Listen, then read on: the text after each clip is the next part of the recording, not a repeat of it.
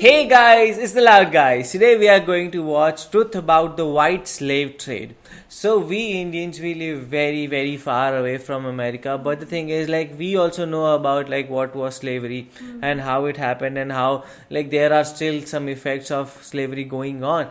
But whenever you see a video about like truth about slave trade, so then you think that okay, these guys will always tell you something different that you know. And like what we know is like okay, there were these people that were brought from Africa and in a very harsh conditions, and these people who used to work as slaves for these white guys. So this is what we know. Now what is the truth about it? Like, I have another channel where we also saw about like how racism ended, and it was a very shocking video because previously we knew okay, the racism would have ended due to all the government's intervention and this and that, but then we got to know how Britishers were very important in like ending those whole slavery thing, and that is never ever taught in school. So this is also, I think so, one could be one of those videos that we have never been taught in the school, and it will be very new and very knowledgeable to us. So let's see what is there in this video. And I do believe that there is no country in this world who is not familiar with the word slavery.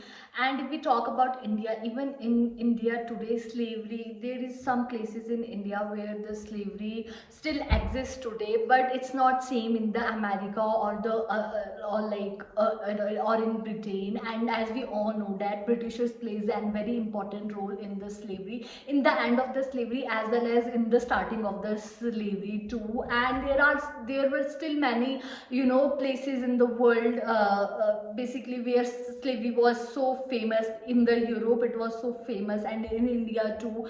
And we talk in Asia, basically slavery was so famous, and still there are some places in Asia where slavery still exists today.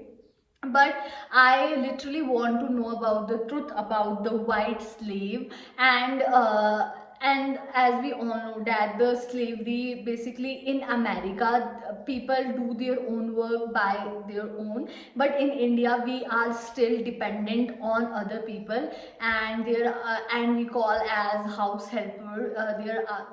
There are people who do our household work, but it is not same in the America. So yeah, I'm so much excited to see this video, and definitely this video is going to be very knowledgeable. So yeah, let's watch the video. It will be very interesting to watch. So let's see what is there in this video.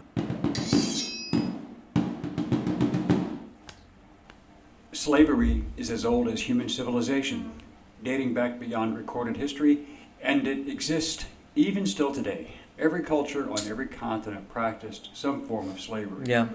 Whether it was serfdom, indentured servitude, or collective peasantry. However, when the slave trade is mentioned, people normally think of the black African slave trade to the Western Hemisphere. During the colonial period, from 1500 to the mid-1800s, as practiced by the European colonial powers. Estimates range from 10 to 13 million Africans being brought to the New World, with around 10 million surviving to be sold in North and South America, as well as in the Caribbean islands. Of this number, the best estimate is that 450,000 went to the British, French, and Spanish colonies in what is now the United States and Caribbean. Brazil alone received almost 5 million, the rest going to the Spanish colonies in South America. Slavery still exists in the world, yet most of the major powers ignore the fact and refuse to even acknowledge that it still exists. It is still quite active. Yet, 6 decades before the American Civil War, a war was fought by the United States on foreign shores to try and stop the white slave trade. What was the white slave trade? Does it still exist? Who were the Barbary pirates? What was the result of American intervention? How did it occur, and what was the aftermath? And how did 9 U.S. Marines and their mercenaries make history and give birth to a legendary fighting force, while also ending the white slave trade in North Africa? Oh, really? During the late 18th and early 19th centuries, the world was on fire, as France and Britain were engaged in the Napoleonic Wars, which was another series of conflicts just like the 7 Years' War, again involving every nation in Europe. The 7 Years' War was also known as the French and Indian War in the United States. Both these conflicts were fought on every continent and on every ocean and in every colony. Even during these protracted wars, the transatlantic slave trade continued. It was big business. While the European powers were destroying each other, Thomas Jefferson became the third president of the United States from March 4, 1801 to March 4, 1809, and he had several major issues to contend with. The Louisiana Purchase of 1803 from France doubled the size of the United States. The Yazoo territorial disputes in western Georgia were hotly contested. The launching of the Lewis and Clark expedition in 1804 to explore the newly acquired country, and the contested issue of slavery. In 1806, Jefferson denounced the international slave trade as a violation of human rights and called upon Congress to criminalize it. Congress responded by approving the act prohibiting importation of slaves the following year. No longer could slaves be brought from Africa, although slavery was still legal in the United States. Then there were also the rising tensions between... This is something very different because like I thought after the independence it would have like reduced, but yes, as we know that okay, there was then a civil war and then it got abolished completely. So yes, and so him passing that bill in 1806 was a very big thing. So wow. The United States and Great Britain, which dominated the final years of Jefferson's second term, as the Royal Navy had been seizing American merchant ships and impressing sailors. However, one situation which has gone largely unnoticed in history was Jefferson being the first president to send the military overseas into direct action, the war against the Barbary pirates. For decades prior to Jefferson's accession to office, the Barbary Coast pirates of North Africa had been capturing foreign merchant and warships, stealing their valuable cargoes and enslaving crew members, while often demanding huge ransoms for their release. Many of these ships and crews were American. Before independence, American merchant ships were protected from the Barbary pirates by the naval and diplomatic influence of Great Britain, which had threatened the use of military force should their ships be molested. However, that American protection came to an end after the colonies won their independence. And America was not that strong at that point. Also attacked the coastal northern Mediterranean, launching attacks against France, Italy, and Sicily, kidnapping women as white slaves, primarily and whenever possible, notable wealthy persons and ships for ransom. In their feverish search for white women slaves, a few pirates even went as far as the coast of Iceland, raiding inland to kidnap women and bring them back to North Africa. North African slave markets thrived, as, under Islamic law, known as Sharia, although fellow Muslims could not be enslaved, non-Muslims could be and were. Over a period of more than 300 years, it is estimated that 1 million white Europeans, to include those captured at sea as well as through land raids abroad, were enslaved. 1 Many of these million? were Americans captured at sea. In 1794, in reaction to the attacks, Congress had passed a law authorizing the payment of tribute to the Barbary states. Part of that law was the Naval Act of 1794, which authorized the construction of 6 frigates, establishing the United States Navy. By the end of the 1700s, when Jefferson was Secretary of State, the United States had concluded treaties with all of the Barbary states, the Ottoman regencies of Algiers, Tunis, and Tripoli, along with independent Morocco. When Congress authorized $80,000 for Morocco to not molest American shipping, it was considered a good deal, as it was a cost savings when compared to the loss of ships, cargo, and sailors. The Bey of Algiers, Mustafa Baba, also agreed, and many American merchantmen were escorted by Portuguese warships, as Portugal also had a treaty with the Islamic states. But Jefferson was opposed to paying tribute, which he considered to be a modern Danegeld. When Saxon England paid the Danish Vikings not to attack, it did not work.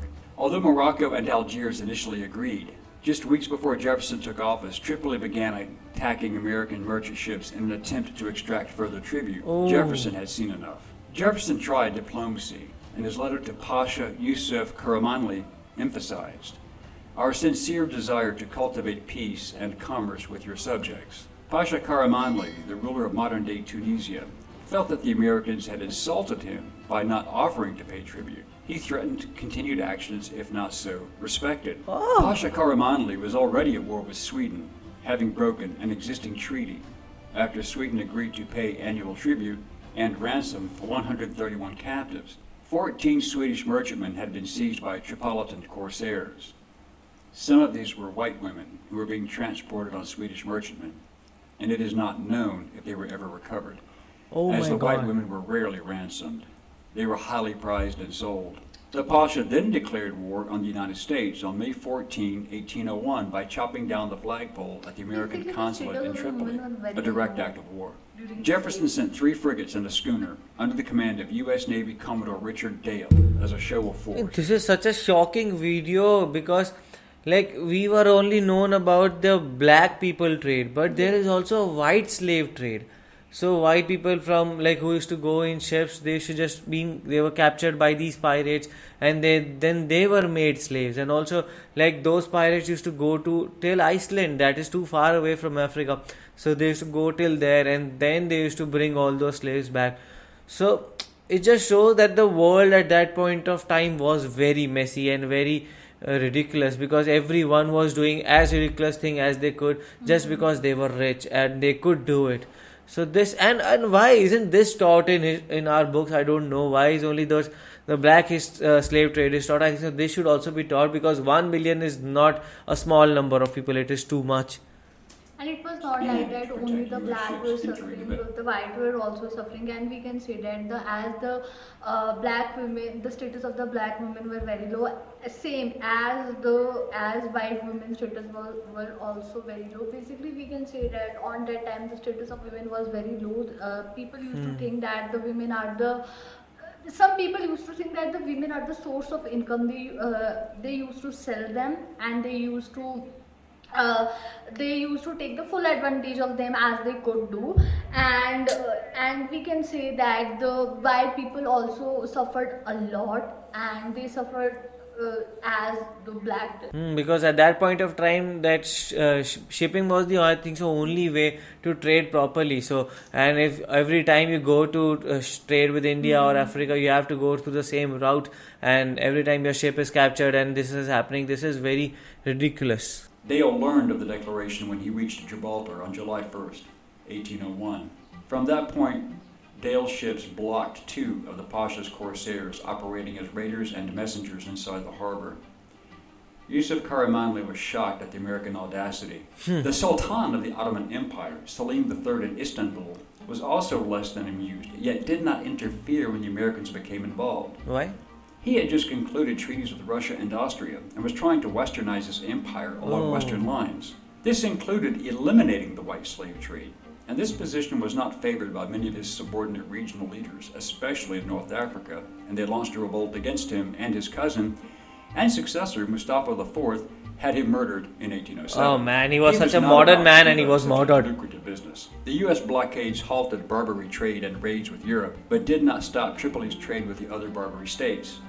It did, however, incite the other rulers, who considered siding with the Pasha, and they expelled their American diplomats. The United States was putting a major dent into their pirate enterprises, to include the white slave trade. The possibility of Tunis, Algiers, and Morocco joining forces as a result of losing this lucrative business became a serious concern during 1802, but in 1803, Captain Edward Preble was the new American naval commander, and he was aware of the white slave trade and piracy, and he began to deal with it.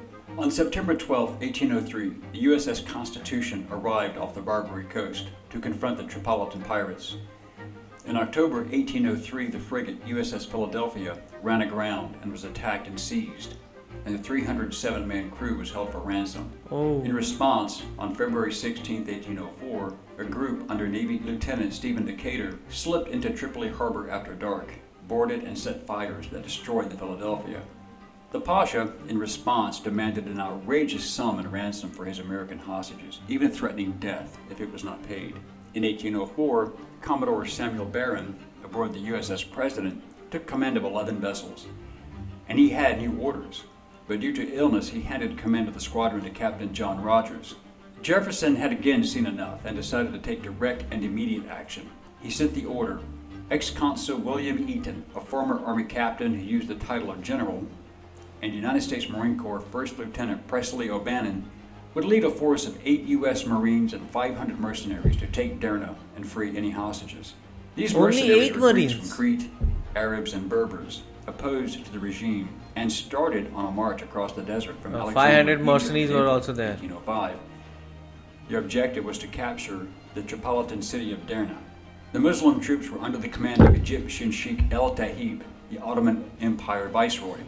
William Eaton, who was overbearing and not very friendly, kept himself aloof from his men and was in overall command but leading only half the group. He had a tough job controlling the largely undisciplined mercenaries, and the infighting between the Christian Greeks and Muslims, few of whom were professional soldiers, became a problem. Oh. His promises of money and loot once they took Derna was looked upon skeptically. However, O'Bannon and his 8 Marines embedded with their mercenaries shared food, hardship, water, and earned their trust. O'Bannon decided to take the Muslims from Eaton, exchanging them for his Greeks.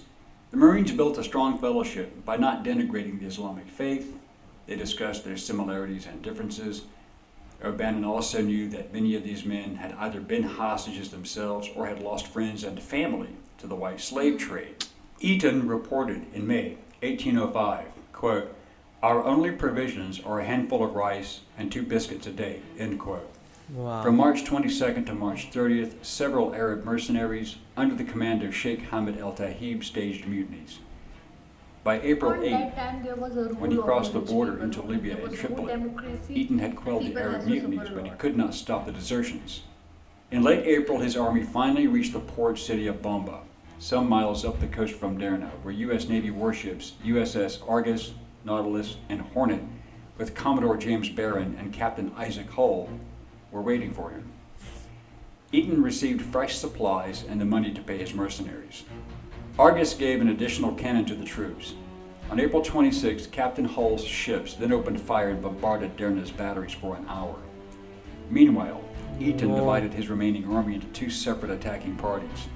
The attack began at 14:45 hours, with Lieutenant O'Bannon and his Marines leading the attack with 50 inexperienced Greek gunners. Eaton's force was halted due to high volumes of enemy musket fire. Oh. But O'Bannon pushed his men through the inaccurate fire, as witnessed from the ships. Carefully interchanging his men into various ranks to fire, advance, reload, and continue the process, O'Bannon's force took the 4 cannons. Eaton, wounded in the left wrist, would report later that O'Bannon, with his Marines and Greeks, had, quote, passed through a shower of musketry from the walls of houses, took possession of the battery, end quote. Eaton's forces caught up and turned the defenders' own abandoned guns against them, pushing them out of the city and into a well-placed ambush set up by O'Bannon just outside the main gate. During the entire battle, O'Bannon lost 2 men killed and 3 wounded Marines. Only? With 9 of his mercenaries killed. Eaton's losses among the Muslims is unknown. O'Bannon raised the flag over the captured city at 1600 hours. Wow. They had just defeated a force 4 times their number, who were in a fortified defensive posture. And for the first time in American history, that a flag from the United States had been raised on foreign First soil. time in history. Hostages were freed, and the Navy sank the pirate ships in harbor. Accurate naval fire from Argus and the other ships forced them back, and Derna remained in American hands. Yusuf reluctantly signed a peace treaty on June 10, 1805, aboard the USS Constitution. The treaty granted American ships passage through the Mediterranean without further payments of tribute and freedom from harassment. This also meant joining the other European nations in halting the very active and overt white slave trade. The war was over, and so was active white slavery from North Africa. Wow. Marine Corps legend has it that Hamid presented O'Bannon with a Mameluke sword, a sign of prestige and power. Emboldened by this event, more European nations also increased their naval presence and resisted the Barbary pirates, stopped paying tribute, crippling their commercial trade and extortion rackets, ending their raids on southern coastal Europe, ending hostage-taking and their demand for ransoms and the white slave trade. Presley O'Bannon and his 8 Marines had done the seemingly impossible, but it would not be the last time Marines were called upon to do the impossible and succeed. Simplify. Seriously, this video was so shocking to see, and they were basically bad truth about the history of the slavery of the white people. And literally, I'm so shocked after watching this video, and I don't have any word to say. We can say that on that time there was the rule of the rich people only. They used to think that there was the basically they used to not think that the poor has any life or what. They used to just use the people for their own benefit. They used to sell the women for the they use for the trade. They used to do exchange of the a woman, and most importantly they used to do slavery. They used to I'm feeling so happy that I am born on the democracy, and I'm basically unable to say that how, even I'm unable to imagine that how does that people used to feel on that time. They didn't have any future. They used to just, and many people used to do, a suicide because they didn't want to live such life. So seriously, this video was so shocking to see, and we have to say that even today, even in 21st century, slavery do still exist, but and we all know that it is illegal, but it still exists in many part of the world. And there are also few there are also, records of the women trade. There are still many places in world where, the trade of the women is very, still very famous. So I hope this thing will be, reduced gradually as the time will pass. But yes, we can say that this video was so terrifying to see, and I'm so shocked after watching this video. I've never ever heard about white slave trade, so this video was very very new to me because it whenever you hear about white and black and slave and trade, you always mix and match it like okay, white people enslaving black people, so that's how it is. But now getting to know that okay, there were these Turkish and all those Ottoman empires, and these people were also enslaving people, and even northern African people, like capturing all the ships that were going through their place, and then enslaving white women also. So that just shows that it was on the both sides. It was just people were suffering at that point of time from the hands of the rich and the powerful. But yeah, this should be this should be taught, and I think so. Even on Twitter and on Instagram, like not many people would have known. Like only the people who have seen this video, and I would want more and more people to see this video and go through it, because they should we should always look at history with a balance of like what was happening on the both sides, not just seeing one side as victim and the other side as the conqueror. We have to see both the sides. So this video shows us that there were other problems too. So what do you guys think about this video? Do let us know in the comment section below. So do like, share, and Subscribe. bye.